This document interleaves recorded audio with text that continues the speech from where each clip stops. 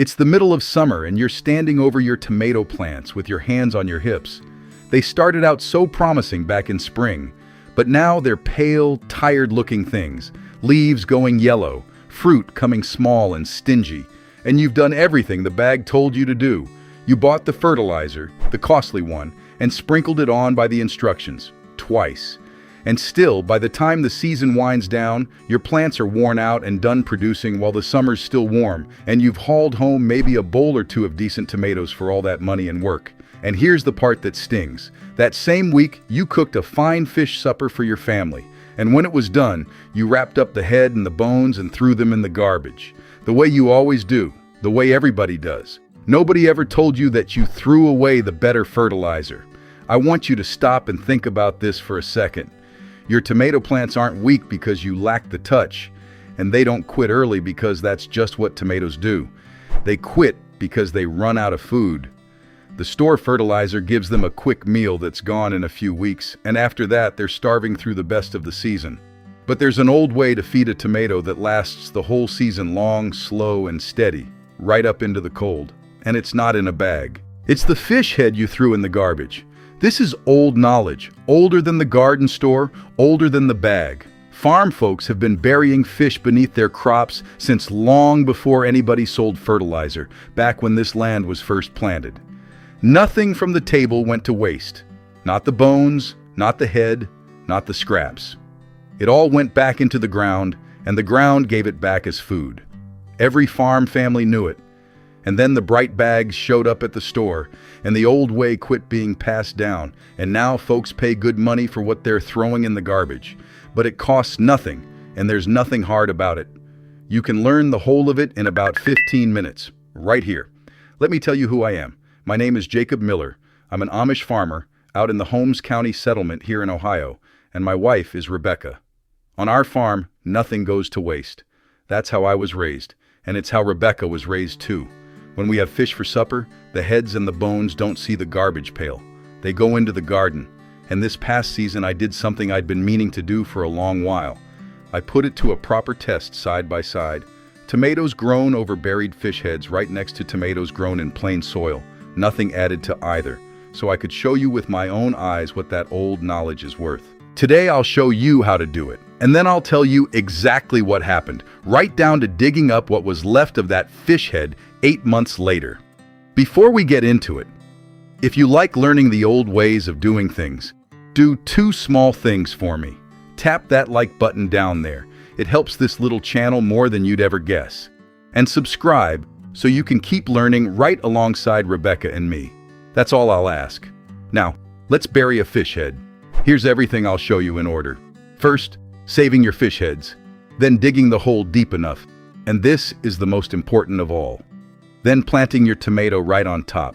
Then protecting the spot from digging critters. Then tending it with patience through the early weeks. And last, the long game, where this method truly pays you back. And after that, I'll show you the proof, the side-by-side, and what we found in the ground 8 months on.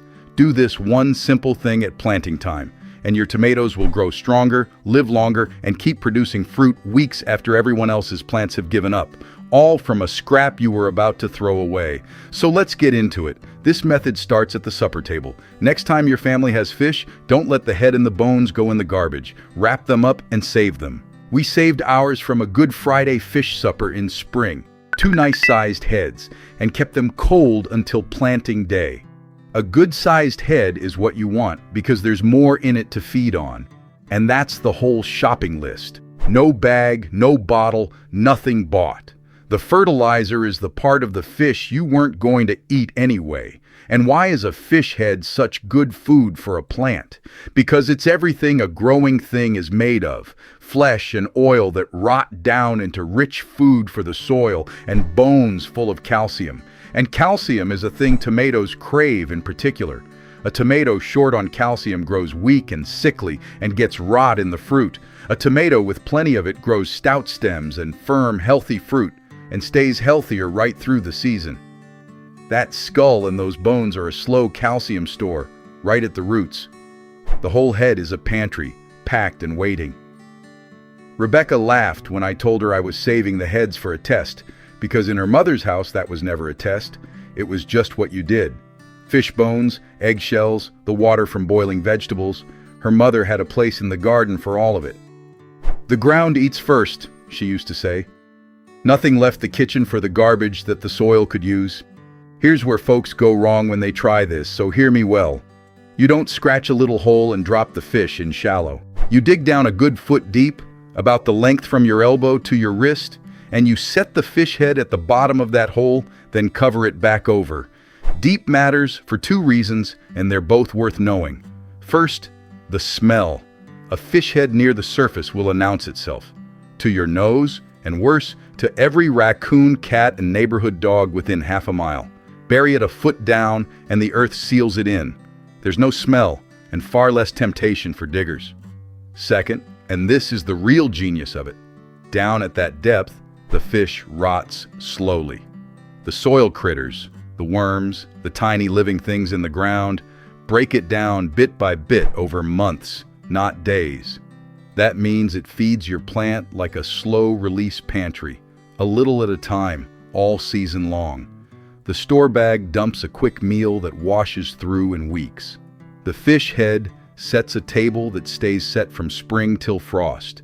That's the whole difference, and it's why the depth is the step you can't skimp. Now set your young tomato plant directly over that buried head, not off to the side, not a couple feet away, right on top, close. Here's why the closeness matters. You want the plant's roots to grow down and around and right through that fish head so they can drink from it directly as it breaks down. I didn't leave any big gap between the base of my plants and the heads below, and I did that on purpose. I wanted those roots wrapped around their food supply, using it as their own slow feeder for the whole life of the plant. Plant your seedling snug over the spot, firm it in, water it well, and from that day forward the plant knows where its pantry is. And I'll tell you something worth a smile. When we dug down 8 months later, that's exactly what we found. The roots had gone straight to it. Even buried deep, it's worth taking one small precaution, especially in the first weeks. A determined dog or a clever raccoon that catches a whisper of what's down there will make a mess of your young plant getting to it. So put a barrier around the base. I tied a guard around the bottom of my tomato cages, and that did the job fine. Anything that keeps paws from digging at the soil around the stem will do. A cage, a ring of fence wire, whatever you've got. Once a few weeks pass and the plant is established and the fish is well into its slow work below, the temptation fades and you can rest easy. It's a small step, but it saves you heartache. Now here's something I want to prepare you for, because if I don't, you might think it isn't working. In the early weeks, your fish head tomatoes may actually look a touch smaller than plants fed nothing at all. Mine did. 3 weeks in, the plain soil plants were a bit bigger, and 2 months in, they were still slightly ahead for size. But here's what I noticed, and it's the tell. The fish head plants were greener, deeper, richer green, while the others ran paler. That green was the fish's food already coming up into the leaves. The plant was drinking well. It was simply putting its early effort down below, into roots, working its way around that pantry. A plant that builds deep roots first looks slower and finishes stronger. So through those weeks, just tend them all the same. Steady water, prune to a few main stems, train them up the cage, and trust the green. Don't dig, don't fuss, don't add anything. The slow start is part of the plan. Now comes the part that made a believer out of me. A word on how I set the test up, so you know it was fair. I picked a bed that had been resting, nothing grown in it for a good 6 months, the soil in fine condition, and I split it in half with a barrier down the middle, so the roots from one side couldn't sneak over and steal from the other. 2 plants went in over fish heads on one side, 2 went in plain soil on the other, about a yard apart. Same tomatoes, same sun, same water, and not a spoonful of fertilizer for anybody. The only difference in that whole bed was the fish. We picked our first ripe tomatoes about 61 days from planting, near 9 weeks. The plain plants ripened first, in fact, with the fish head plants just a few days behind. But as the weeks rolled on, the fish head plants pulled ahead where it counts. They set noticeably more fruit. And then came the real separation. 5, 6 months in, deep into October, the difference was plain as day from across the garden. The fish head tomatoes were still growing strong, thick foliage, fruit still coming, while the plain ones were tired, dying back, and had all but quit making new tomatoes. Not long after, the plain plants died off completely. And the fish head plants? They kept right on going another 4 weeks past them. We took our final harvest in November in Ohio, off plants still alive because their pantry had never run empty. That's the gift of the slow feeder. Not a flashy start, but a long, strong life and weeks of extra harvest at the end when tomatoes are dearest. Let me run it back for you, quick and plain. Save the head from your fish supper. Dig a good foot down and bury it. Deep, always deep. Plant your tomato right on top, snug over its pantry. Guard the base from diggers those first weeks. Tend it steady and don't be fooled by a slow green start. And then let the long game play out. More fruit, stronger plants, and harvests weeks after the others quit. That's the whole of it. One scrap, one hole, one season of proof. And now let me tell you what we found when we dug it up, because this is the part I'd been waiting 8 months for. Come December, I went back to that bed with my digging fork and opened up the ground where the first head had gone in. And friends, it was gone. Almost nothing. A few thin pieces of the top of the skull, so soft I could crumble them between my fingers, and that was all. And here's the thing that surprises everybody.